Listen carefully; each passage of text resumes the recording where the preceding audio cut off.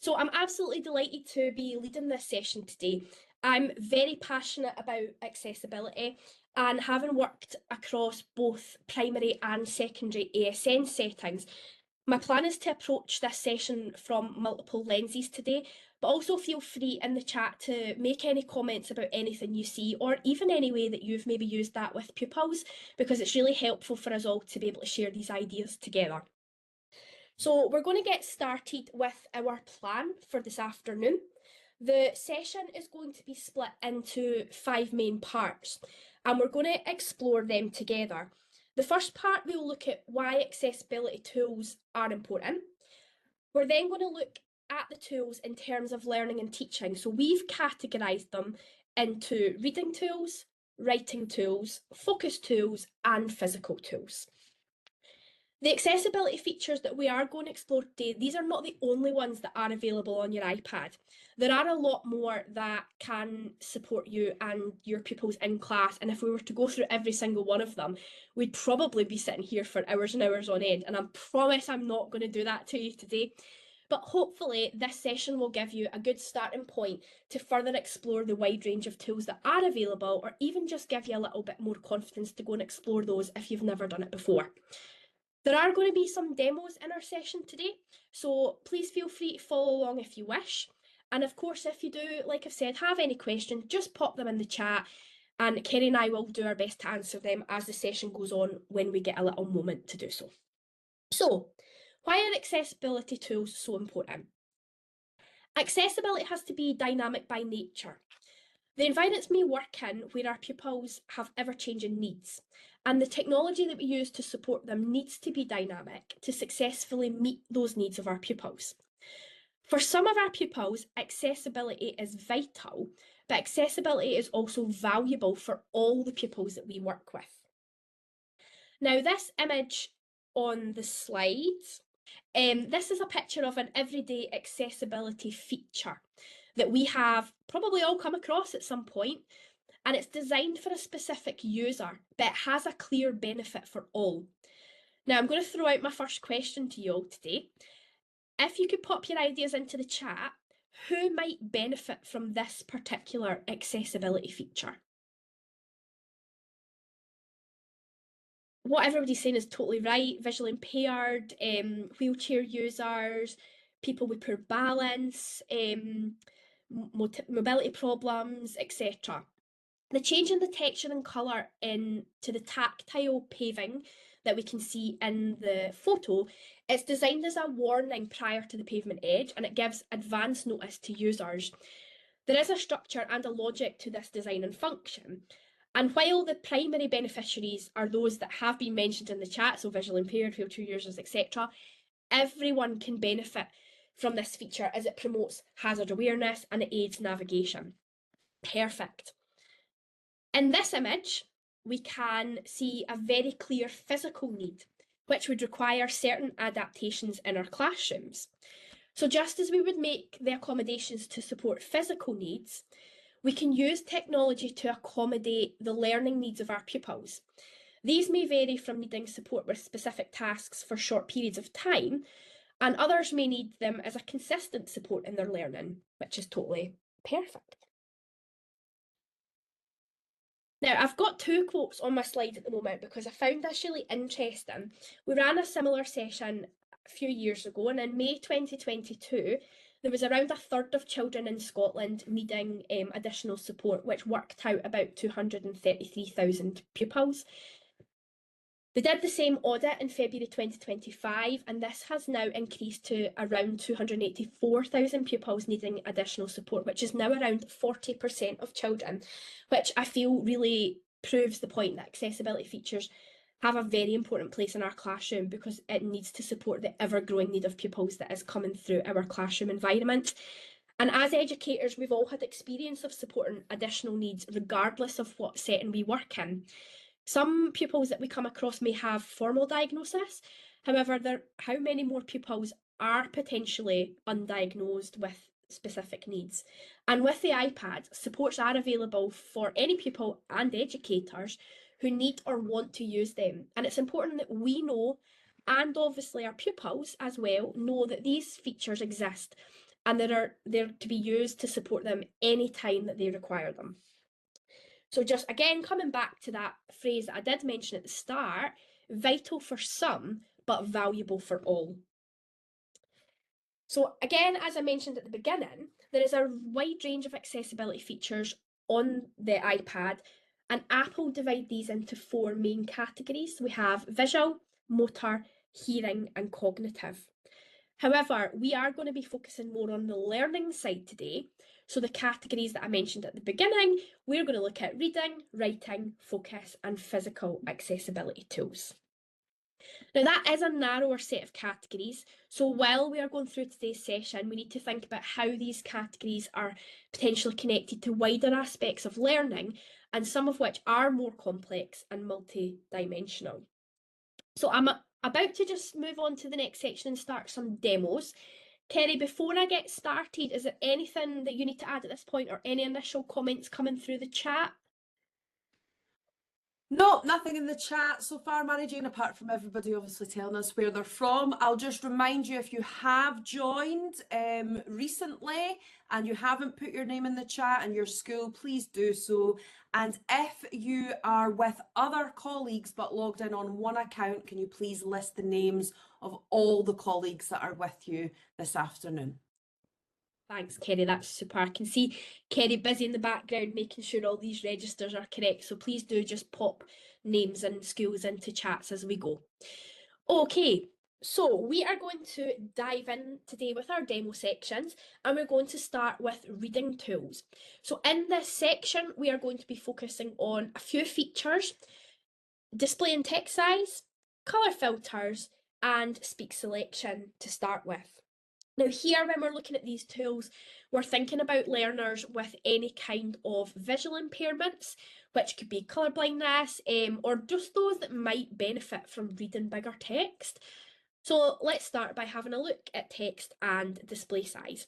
So what I'm going to do is I'm going to come out of my presentation, and I'm going to have a look for my settings app, which is the icon with the grey cog, and I'm going to tap to open it.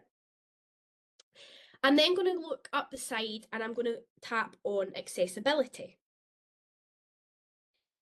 Now in the first section, you can see some of the Apple categories here. So display and text size comes under the vision category for Apple. So I'm going to give that a little tap. Now there are a whole host of different features that we can play about with here. I'm going to go through this list quite quickly. I'm just going to show you very briefly what that looks like with a quick explanation of each feature. So the first one is bold text, which is quite self-explanatory. When I toggle it on, it makes all the text on my iPad bold. The second one is larger text. Now I'm going to tap into this one. Now, when I tap into it, you can see at the bottom there, I've got a slider which allows me to adjust my text size, so I can make it smaller, I can make it larger. However, if I toggle on the larger accessibility sizes at the top of that menu, it gives me more options to adjust to larger text sizes that are available. So if I actually slide this all the way up to the top, you can see that that gives us a huge amount of scope there for larger accessibility text sizes, which is great for those that may have a need for that accessibility feature. I'm just going to slide back down and turn that off.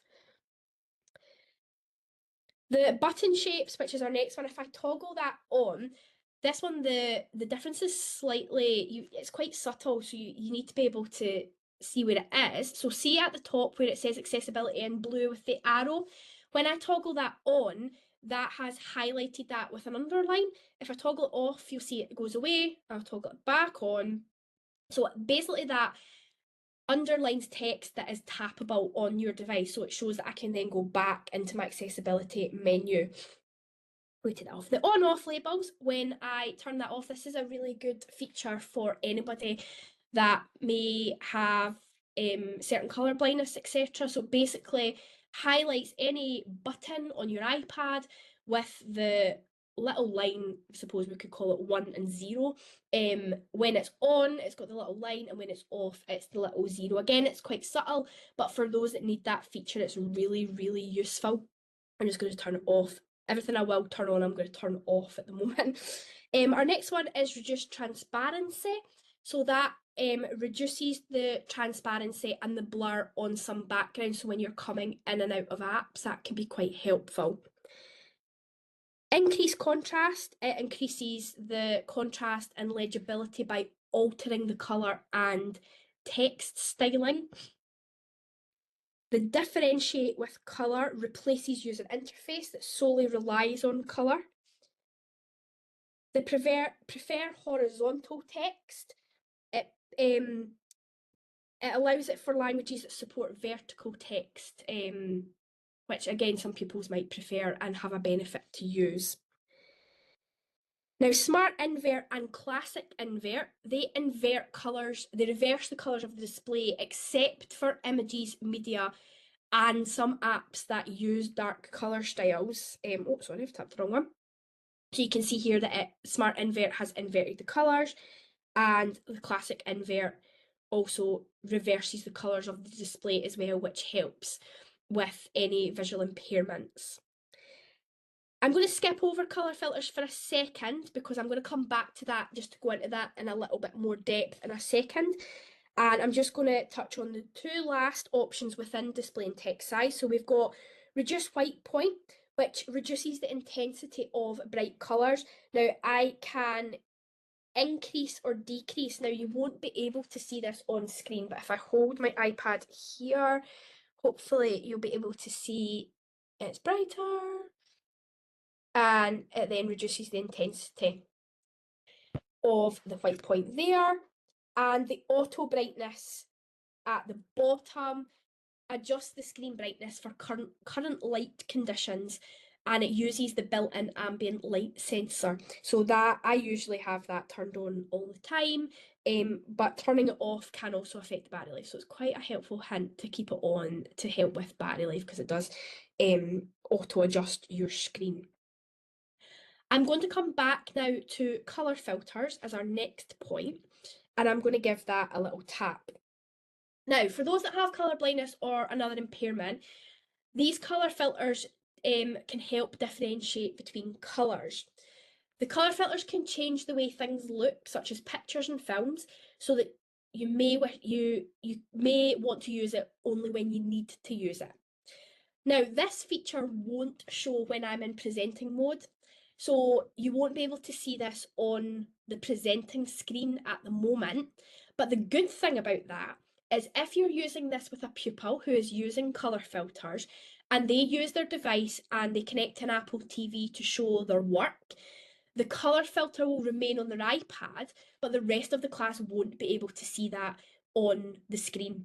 So that's really good that the pupil can then totally customise their own iPad, but also protect their own dignity within that if that's something that they don't wish to share with everybody in the room. But what I'll do is I'll go over the colour filters and I will hold up my device to show you. So there are a few different options here. The first screen that you can see is the array of coloured pencils. So from left to right, you'll see it starts red, yellow, and it ends in purple, brown. The second column shows for colour intensity, the second image, sorry, and this example shows vertical lines on a variable colour background for colour deficiencies.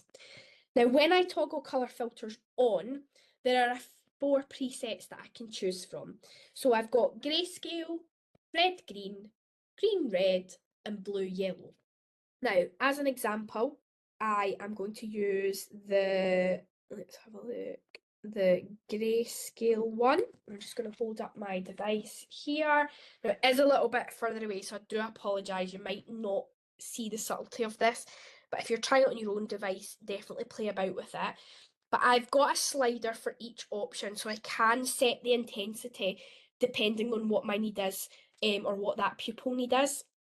Now, for pupils with colour or light sensitivity, if I tap the colour tint option, I can change the hue of the entire display. So I'm just going to, hopefully you can see that there just now. This is probably the best one to show from this distance because you can see it really clearly.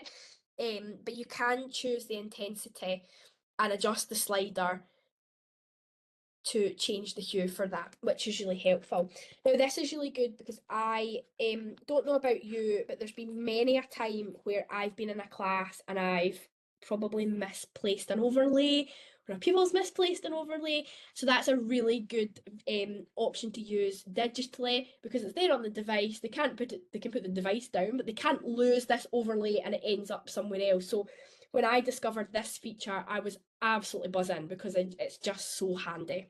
So I'm going to turn my colour filters off just now, and I'm going to come back out of that.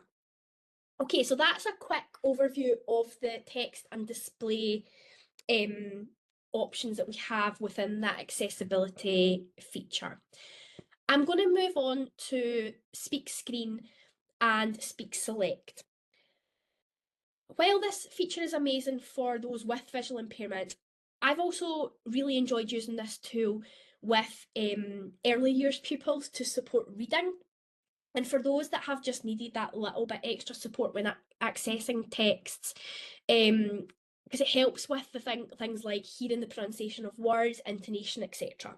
So it doesn't take long to set up. So we're already in settings, but we're going to go back to that main accessibility menu. And this time we are going to tap on spoken content. So I'm going to first start by toggling on Speak Select, and I'm also going to toggle on Speak Screen at the same time. And I'm going to talk through a couple of the other options before I give you a demo of this. The highlight content option is something to be aware of that's really helpful. And when that is on, it allows me to choose if I want words, sentences, or words and sentences highlighted as the speak selection and speak screen is working. I can ask it to either underline the sentence highlight, or I can ask it to do a background colour. And I can then choose the word colour. It gives me the 5 different options to choose from, and the same with the sentence colour as well. So that's just one thing to be aware of, and know you can turn it off if you wish to, but it is there. When we are using the speak selection and the speak screen, we can choose whichever voice you like. Mine is just set to the standard Siri voice too, as you can see, but you can have a little play about with it and find one that suits you. You can also increase or decrease the speaking rate. So the default is in the middle. What I tend to do, and it's just a personal preference, is I very slightly decrease it because sometimes I do find that Siri speaks a little bit too fast. But again, everybody's different, so that's just something that that I prefer to do. At the very bottom as well, you can also add in pronunciation, so that can help with, you can spell out if you want certain phrases to be spoken in a certain way. I'm not going to go into that today, but it's just to highlight that is there and you can play about with that. So I'm going to give you a little example of this. So I'm going to just come out of my settings and I'm going to go into Safari. And I've got a bit of a Blue Peter moment coming up here where I've got a pre-prepared web page here ready to go. And what I'm going to do for this is I'm just going to highlight the first sentence on this guide that's on the Connected Falkirk webpage. So I'm just going to press and hold at the start of my sentence there, and I'm going to drag my blue cursor so that you can see the whole sentence is highlighted.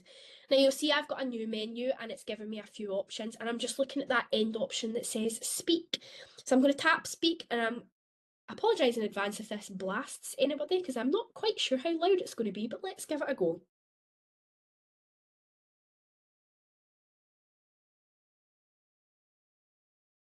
Perfect. I've previously used it in the past with primary ones to support the telling of stories. I've used it further up the school for pupils that have been reluctant to write for whatever reason due to confidence. Pupils with diagnosis of dysgraphia. I've even used it for pupils that haven't been able to write due to a broken finger, which is a kind of short-term accessibility need there. So it definitely is one of those ones that is really useful to know. What I am going to move on to now is the immersive reader option. And this is a Microsoft tool which supports writing and reading. I'm going to use OneNote to demo this today, and hopefully all features will work. But just bearing in mind, because we are presenting, some things seem to have changed since we last practiced. So I apologise for the little blip with the dictation. What I'm going to do is I'm going to open up my OneNote app,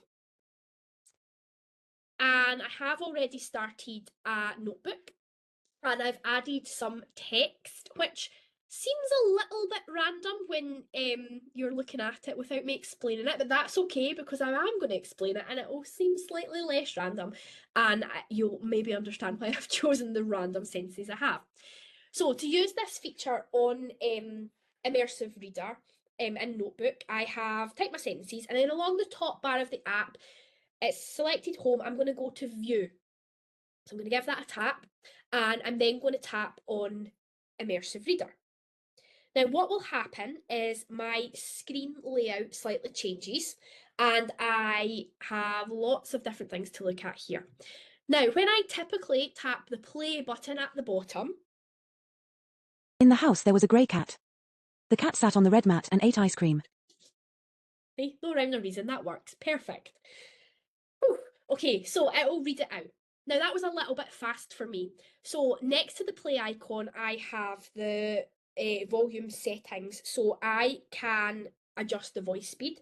So I'm just going to make that a little bit slower.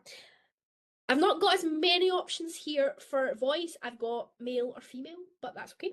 So I'm going to play it again. In the house there was a grey cat. The cat sat on the red mat and ate ice cream. Okay, perfect. So that allows me to just increase or decrease that voice speed. Now, in the top right, there are 3 different icons that we're going to have a little quick look at. Now, I'm going to tap on the AA to begin with. This allows me to increase text size, so I can make it as big as I want, I can make it small as I want. I've already got increased spacing on as a kind of default, but if I take that off, you can see it just makes the spacing kind of a lot closer together. I just prefer it a little bit more spaced out. Everybody's got a preference. I have a few options for different font sizes here as well, font types. And I've also got themes, which again is like background colour changes, overlays, etc. Little tip for this, if you're using it on the iPad, you just need to double click it for it to change over. One click is not enough. It has to be a double click, and you can change and explore the different colours there as well. Moving over to the icon with the little wand. Now this is one that I really enjoy. So syllables is toggled on, but I also, you may have already noticed, have different parts of speech selected already. So I can toggle these off if I'm maybe focusing on a particular part of speech. The show labels is one that is really good. So when I toggle this off, the nouns are highlighted by colour. However, if I've got someone with a visual impairment or colour blindness, might not be able to see that. So if I'm popping show labels on, it basically highlights the part of the speech with obviously N for noun at the top. And if I toggle everything else on, it'll obviously show you the different parts of speech with their abbreviation.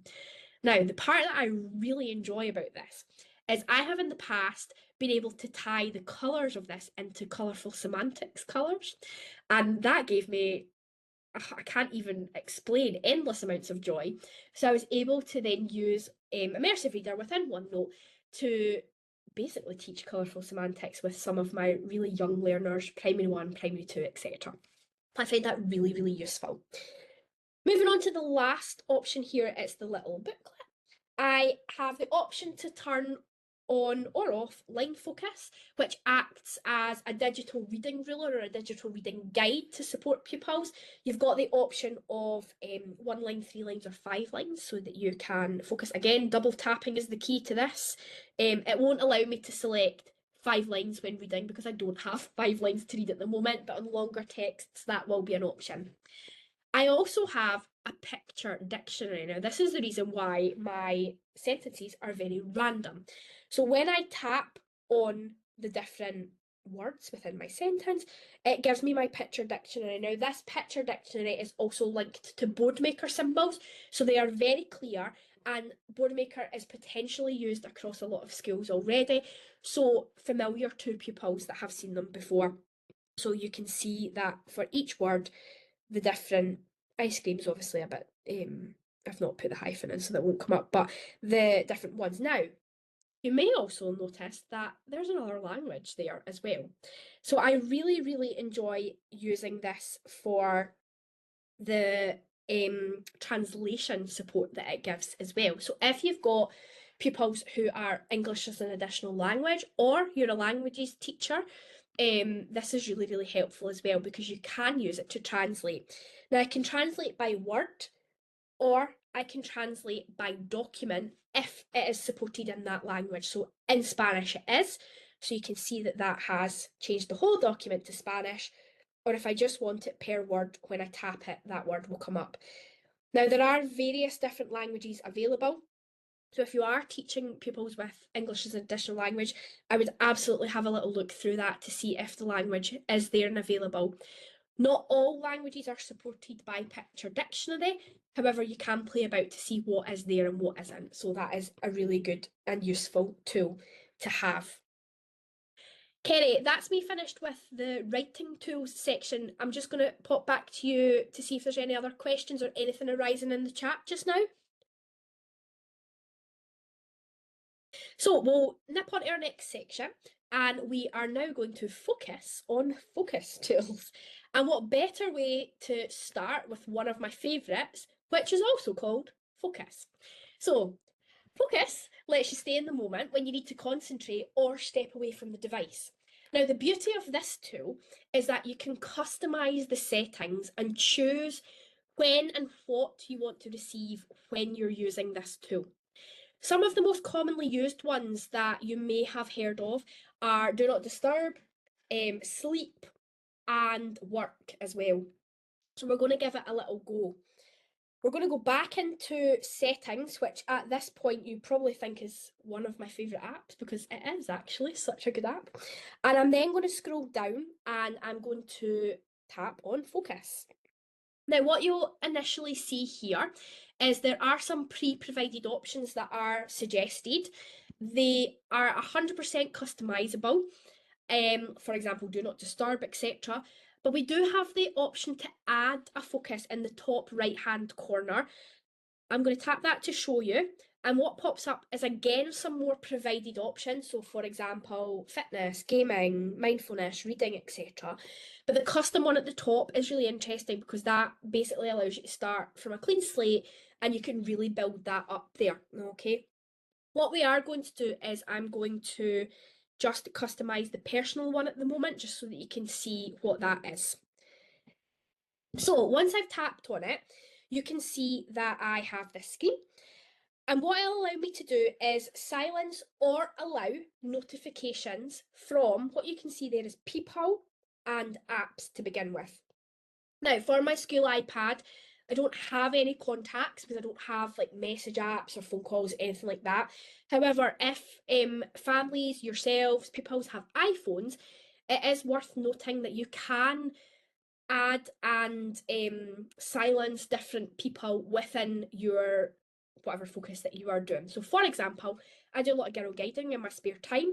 I have a girl guiding focus set up on my phone so that if I am in a meeting or I am presenting using my phone, etc., it allows people to break through the focus setting or basically be stopped by that and silenced. So it's really quite good to know that if you've got a phone or a pupil has that, they can use that. For apps at the moment, I don't have any silence because I've not set it up. But when I tap on it, you can see I can silence notifications from or allow notifications from. So it's quite good to know that you can distinguish between. So if I am in this focus and I am presenting, for example, and I add the app, I really, really need no Outlook ones and I don't really need Teams ones. They're the most distracting when I'm trying to do things. So I'm going to add them to my silence notifications from. I can turn on time sensitive notifications, which allow apps that are silenced to send notifications that are marked time sensitive immediately. Okay, so that is an option. What you can also do is customize your home screen. So when you're in that particular focus, your home screen can look slightly different. And what's good about that is it helps limit any distractions. So for pupils, if they have a school focus setting maybe set up, their app screens will look slightly different so that they maybe don't have any games apps that they've maybe downloaded, or they have specific ones set up for specific subjects. Maybe they have an English focus, so they only have the available apps that they can see for English, so that they're not getting distracted and going off at a tangent. You can also set up a schedule for focus, so it can turn on and off at certain times. So for example, I can have my work one set up between 9 and 5, and then that can turn off at 5 o'clock, and I've just got my normal iPad up and running without that time. Now, what's really interesting is Kerry and I had a little chat previously about some of the focus settings, and Kerry mentioned that she's known people previously that have used schedules to support transitions throughout the day. So they can use the specific focus, so for a school focus 9 till 3, and then when that turns off, they then know that their iPad can be used for additional things like going on and using games or cool down, whatever it is. So there's also that element of using a focus setting as well, which is really helpful. Kerry, I don't know if there's anything else to add there that you want to come in and mention. No, just other than also focus modes are available if you're an iPhone user on your phone as well. So if you are somebody who, and I won't judge you because it's me too, if you've got Teams and things logged into Glow on your phone, you can have, I've got an annual leave focus mode, which just stops everybody from being able to get in touch with me. Anybody work related cannot get in touch with me when I've got my annual leave focus mode on. So if you are somebody who struggles with that break, that work-life balance between school and home, the focus mode might also be really useful for you, and it's something to maybe look into. Yeah, 100%. I'm a great believer in my sleep one. My sleep one goes on at 10 o'clock every night, and that's me. I'm done. The phone goes down, and then it comes back on, I think, at 7 in the morning or something like that. It's my wee sleep schedule, so that works really well for me as well. So it's quite handy to know that. Another great focus feature on the device is dark mode. So I'm still in my settings for this, but I'm going to go up to display and brightness. Now, you can change the appearance between light and dark. Now, this can also be down to personal preference. I am 100% a dark mode girl. My personal devices are all in dark mode, whereas I know Kerry is a light mode girl. So I can see her nodding her head to that. Dark mode does, however, have some benefits because it can reduce eye strain, less exposure to blue light in certain circumstances, but for most people it can be personal preference. So to turn that on, you can tap over to dark mode, you can see it changes. And again, this has the automatic feature. So when I toggle this on, I can change it to sunset to sunrise for dark mode, or light mode sunrise to sunset, or I can do it within a specific time schedule as well. So funny enough, actually, my iPad for school is always in light mode. I think that's Kerry's influence on me, because usually when we're sending images back and forward to each other, I've had it drilled into me that it have to be on a light background. But personal device is always dark mode.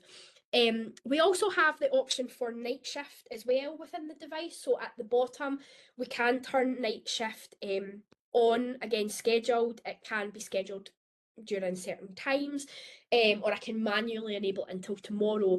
And what night shift does is it automatically adjusts the colours of the display to a warmer end of the spectrum. It does have a slider here, so I can increase warmth or decrease warmth, but it makes it a little bit easier on your eyes. And again, quite similar to what Kerry had mentioned, or what Kerry and I had chatted about in terms of the setting of the schedules for focus, you can also set the schedule for light mode, dark mode in a similar way to support transitions with pupils. Again, between hours of using iPad and then dark mode into, this is time that we wouldn't use the iPad, so when it does turn on dark mode, that's bedtime, etc. or that difference between home and school as well. So it can have that different aspect to it as well, which is really good. Now, in this final section, we're going to look at something called Reader View. So Reader View supports focus and concentration by hiding ads, hiding navigation menus, or anything else that may appear distracting on various websites to just really allow pupils to focus in on the subject knowledge. Reader View formats the web page to just the relevant text that's required. So I'm going to make sure that I come out of my settings at the moment, and I'm going to go back to my Blue Peter moment of the website I've already prepared, which is really handy because it's the same one I've used so far, and it's this Connected Falkirk written feedback guide. Now, to turn the Reader View on, in the top left of the website address bar, you can see there's a little box with a couple of lines under it. So if I give that a tap, and you'll see the big blue icon that says Show Reader. So I'm going to give that a tap here. Now, what you'll maybe have noticed happen is everything is stripped back again to just the relevant text and images for this article. Now, if I tap on the little lines again, you can see the little lines have been highlighted by a little black square. If I give that a tap again, it gives me a few different options. The small A, big A allows me to decrease and increase the text size. I also have the option to change the background, which again helps with anybody with any kind of visual impairment. And I also can choose between a couple of different fonts here as well. So again, some people might have preference, so you can play around with it to see if there's one that you prefer. If I tap the ellipsis, the three dots, I can scroll down and toggle on Use Reader Automatically, which will allow the reader to automatically be used on websites. Now, this will only work on websites that are supported by the Reader View, which isn't every single website, okay? So sometimes having the Reader View automatically is helpful because you'll know if it is supported or not. But if the option for Show Reader does not appear, that just means that that website is not supported by it. However, if I hide the reader for this website at the moment, what is available on all the different websites is hide distracting items, which you can see from the same menu that I've clicked. So I'm going to actually switch over to this website, BBC Bitesize, because this website is not supported by Reader View, but it is supported by hide distracting items. So when I tap that, you can see in my address bar it says select an item, and what I can do is I can go down this website and I can tap things that I want hidden. So I'm going to tap that initial bar there. There's far too many choices. Disappeared. I'm then going to have a little look down. I'm going to take away this back to school area. There's a lot of options there. Pupils can go off on a tangent. And I'm also going to tap on this Roblox geography game, because a lot of my pupils quite like a Roblox game, so I'm just going to hide that so that I've got their attention and focus. So this can be selected for different parts of the website. Now, when you're using this, maybe in terms of one-to-one devices, you're not probably going to go around and do that for every single pupil within your class. It's not possible. However, if you're using shared devices and you've got your 1 to 5 in the class, you've got maybe a particular website or task that you want the pupils to do, you can then use that quickly to hide certain parts of distracting websites, etc. But it's just to be aware of the difference between Reader and the hide distracting items menu. What I'm going to do is I'm just going to turn that off. So if I tap on the little square again, show hidden items, show again, everything comes back. Okay. Now, another really good little tip that when you're using Safari is that there is the option for dictionary definitions and translation. So I'm going to very quickly show you that. So again, I'm just going to use this article and I'm just going to highlight a word by tapping and highlighting. And you see again, I've got my options quite similar to when we did the Speak Select, but Lookup is the one we're going to look at first. And this basically just gives me a dictionary definition of the word that I've looked up. There's some Siri suggested websites, etc. But you can see the initial is a dictionary definition, which is really helpful when pupils are using the devices. They're maybe trying to read an article, you've asked them to do a comprehension task and they need a little bit of context, etc. They can use that dictionary to help them look up words. What I can also do is if I highlight it again and tap, I've then again got a translation option. So I can translate. Spanish is set up with my iPad already, but if I tap where it says Spanish Spain, these are all the different options that are available. There's not as many options as we maybe saw with the immersive reader, but it is good to know that you do have options here and you can use them. And if you need to download any of those, once you've tapped and highlighted, you can see there's the download language option. When you tap that, it takes you into your settings and you can download the language that is available, the one that you need there, which is quite a handy option to have. You can copy the translation, you can open it and translate, etc. Kenny, I'm going to move on to the last section in a little minute, but is there anything coming up for focus tools that I need to go over? Okay, we're going to move on to our final section then, and this is going to look at physical tools. And the first physical tool that we're going to look at is called left corner swipe for screenshot. So what we're going to do with this is we are going to turn it on, but this is really good to support pupils who have difficulties with or are potentially still acquiring motor skills, while also being a really quick and handy way to take a screenshot. So we need to just make sure it's turned on first. So I'm going to go back into my settings app. And then this time down the side, I'm going to go to multitasking and gestures. And this feature is right at the bottom and it's called finger swipe, swipe finger from corner. So I'm going to toggle that on. Now it gives me two options. It gives me bottom left swipe and bottom right swipe. And I'm just going to leave it on the default, which should be bottom left corner for screenshot, bottom right corner for quick note. Okay, I'm just going to leave it at that. What I'm then going to do is come back out of my settings. And again, I'm going to go back to what's fast becoming my favourite article guide on the Connected Fogger website. And I'm going to use one finger and I'm going to swipe it from the bottom left of my screen to the middle. Oh, there we go. That's it working now. So it's taking a screenshot. I've swiped my finger from the bottom left corner to the middle. And what's really good about this, and if you are doing this in Safari, what you will see is you'll have the option to just do that screenshot, but you'll also have the option to go full page, which means you can then scroll and save the full web page document, either as a screenshot picture or as a PDF saved to files.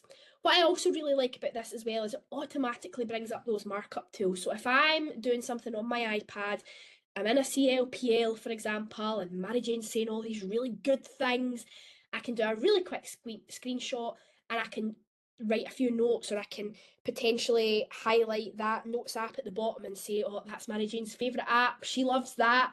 And then I've got a record of that really, really quickly. I would just tap done. I can save to photos, I can save to files, I can save straight into a quick note. I'm just going to save to photos for that option at the moment. So that is a really, really good option if you are using swipe from corner. You can see I've just quickly done that in Safari to show you that I've got that screen option, or I've got the full page option, which is actually saved that full article all the way to the bottom, that I can then tap done and save as a PDF to files, etc., which is really, really handy. So I'm just going to save. I'm actually just going to delete that just now, so I've probably got a couple on there already, but that is a really, really handy one to know. So the final one that I'm going to look at, oh no, not the final one, sorry, this is not the final one, but I'm going to look at voice control.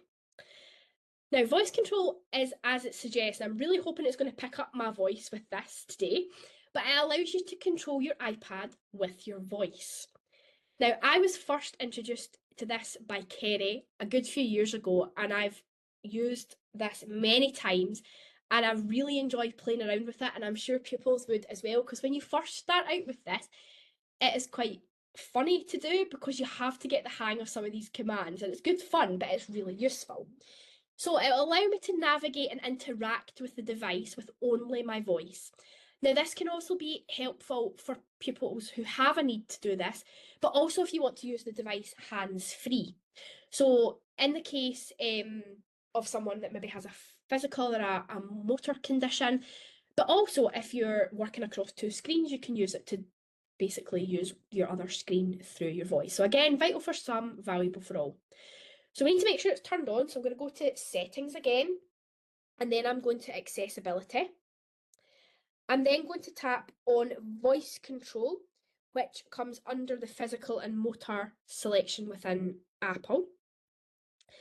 I'm then going to toggle it on at the top. Now, I've already set this up, okay? So if you're doing this for the first time, it's going to talk you through a couple of different options, and it gives you a little bit more information about some of those commands, because it can be quite specific about its commands, but it gives you a little bit more information. So when you are setting up, it's quite good to look through that.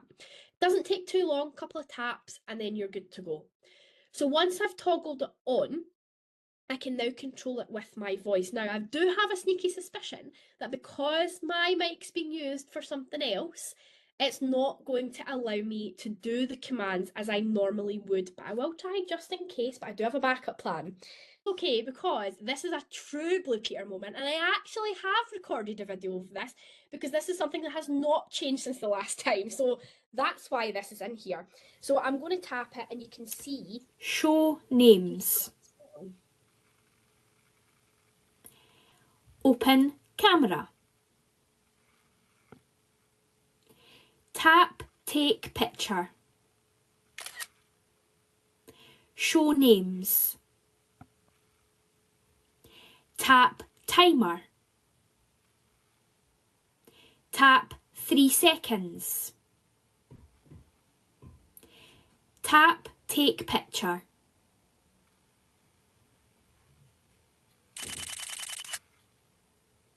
Go home. Open clock. Tap start. Tap pause. Tap done. Tap world clock. Go home.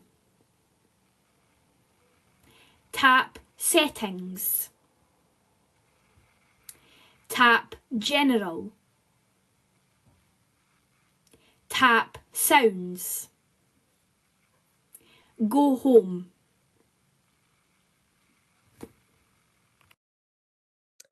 That was a true Blue Peter moment, and here's one I did earlier, so that was really good. So you can see that some of the commands are quite specific, so I'm actually just going to very quickly turn off voice control, otherwise it's going to keep telling me that it can't do it. But you can see like, go home is the command for going back to your home screen, etc.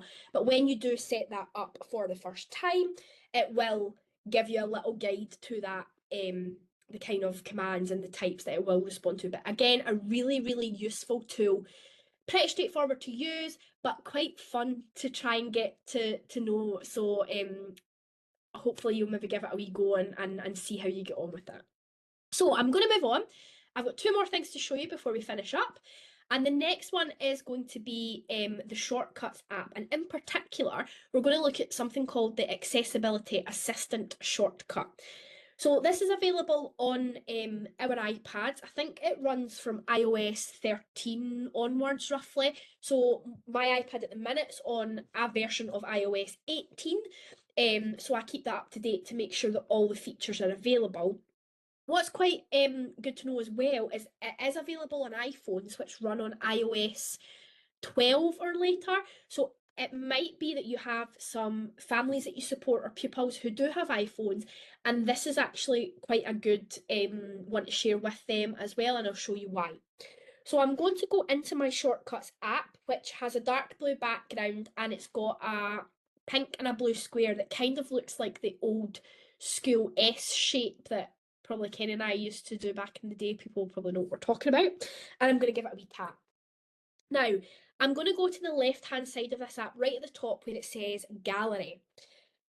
There are so many features within this Shortcuts app. I would absolutely urge you, if you have the time, to have a little play about with it. It's really interesting.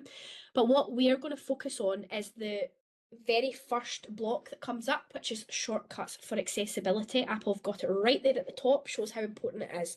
So I'm going to give it a tap. I'm then going to look at the very first one that comes up for me in Access Tools, which is the iPhone and iPad Accessibility Assistant, which we can see right there. Now, I'm going to tap on it, and it gives a little bit of information at the top, and then I'm going to tap Add Shortcut. Now, if you've done it for the first time, it'll just add the shortcut. Because I'm doing it again, because I've done it before, I'm just going to replace it at the moment. I'm then going to go further down my left-hand menu to All Shortcuts. You can see it appears right at the very top there. I'm going to give it a tap. Now, what it's going to do here is it's going to ask me a couple of questions. It's asking me to choose a category of conditions, and it says I can add more later. So what I'm going to do is I'm just going to add a couple to show us what it can do. So I'm going to say vision. I am going to say wears reading glasses because I do. I'm then going to add more here. I'm going to also go back to vision, and I'm going to put in sensitivity to light because, again, I do have sensitivity to light. You can see that I can add much more, but I'm just going to tap finished for now. Now, what this does is it generates my response, and it opens up a note in my Notes app that gives me a specific list of features on the iPad that might help me with the condition that I've popped in there. And it also is quite helpful because it gives different links to the Apple website to help me customize certain things on my iPad, which I found really, really, really helpful. It lets me know what it can run on, etc. So if you've got families that have iPhones, it will tell you what devices it's available on, which might be quite helpful. Now, everyone's different, and we all work with a number of children and families, and they might be looking for quite tailored advice on accessibility features. Or equally, you might have a pupil that you've worked with that you've maybe not had that condition before or that specific need, and you just want a little bit of guidance or help on that. This is a really good feature to use because it gives you a bit of a starting point. What we're probably not going to do as educators, because it's not within our nature, is just send this document to parents and say, that's your support, there you go. That's not what we're about, but it is quite good, and it gives us a starting point to kind of look into things a little bit more based on quite specific needs, which is really, really helpful. So hopefully you'll be able to explore that a little bit more. Kerry, I am about to go on to my very final thing that I'm going to show. Is there anything in the chat at the moment? No, you're obviously doing a brilliant job of explaining everything while managing. Perfect. Okay, so the final thing I'm going to show you is a really quick one, and it's called Control Center. Control Center is a really quick access feature that allows us to add quite a lot of what we've talked about today in one place, so we don't have to go through all the different settings for everything to get to that point. So to get to my control center, I'm going to use my finger, and I'm going to swipe down from my battery icon in the top right hand side of my device. And here it is. We've probably seen the control center before because it is where we go into control brightness, control volume, turn AirDrop on and off, etc. really quickly. But we can customize this. So I'm going to press and hold my finger just at the bottom of my screen, and you can see that I've got all these little bubbles that appear, and I can move things around and add them in different places. If I want to, I can make them bigger, I can make them smaller. But at the bottom, I can tap Add Control. And this is where I can add in some of these really cool accessibility features. So for example, we talked about dark mode. So I can add that, and it goes in there. I can add another control. I can go down. There's so many. I could probably talk for hours about all of these because it's so handy. But what I am looking for specifically is the shortcuts option. I can tap shortcut, and then it asks me what shortcut I want to choose for my control center. So obviously I'm going to choose the one I've just shown you, which is the iPhone and iPad accessibility assistant. And then it adds right there, right straight to that shortcut, so I don't even have to go through the shortcuts app, which is really, really handy. So again, there are loads of different ones that you can add in here. I'm going to go right to the bottom. There's loads of different vision accessibility ones again. We talked about colour filters. I can pop that in, which will take me straight to the colour filters, and I can toggle them on and off as required. Once I tap my screen anywhere, that's them locked in. They are there, but if I ever want to edit them again, I just press and hold underneath them, and I can move things around. I can add, I can take things away when I don't need it. Honestly, I absolutely love Control Center, and I could probably talk about it for a really long time, but I'm not. I'm going to stop there because that is us at the end of our demo section. Now, we've obviously shown you a handful of features today. Again, I'm going to reiterate that that is not all the features that are available through for accessibility, but hopefully it gives you a good starting point. There is more support available. In particular, there are two resources I'm going to direct you to. There is the Reaching All Learners with iPad resource from Apple, which is a PDF. This can be shared widely amongst staff. You could even share it with families if you feel like that's appropriate for certain things. There is also the DigiLearn Falk page, which has a page specifically for accessibility, and as Kerry mentioned at the start, it does talk about a lot of the features that we have spoken about today, so you can revisit this and further explore what we've discussed and went over and have a look at it in more depth. Before we finish up though, finally, just one thing. It would be great if everybody could share just one thing in the chat, one accessibility feature that really stood out to you for this session, or something that you're going to go away and look a little bit more into because it's piqued your interest, or you've got a pupil in mind or your class in mind and you think, I'm going to use that, I think that could really help me. And if you could pop that into the chat, that would be amazing. Such good. I'm buzzing on the ideas that people are going to take forward and try, and I'm just so pleased that there's been maybe one thing for somebody to go and use, because the accessibility features, they're all there, and we know everybody's busy, but it's great just to kind of start diving into things. So I'm really glad that some of these have piqued people's interest. So that brings us to the end of our session today. I just want to thank everybody so much for your time and for your participation. It's been great. I'll just remind everybody we will send obviously the recording, and chat interactions etc. will not be part of that. But please do have a little look on CPD Manager. We've got some really great sessions coming up. Kerry's doing a really fab series of sessions on AI etc. So please have a look, and we really hope to see you again at something really soon. Thank you so much.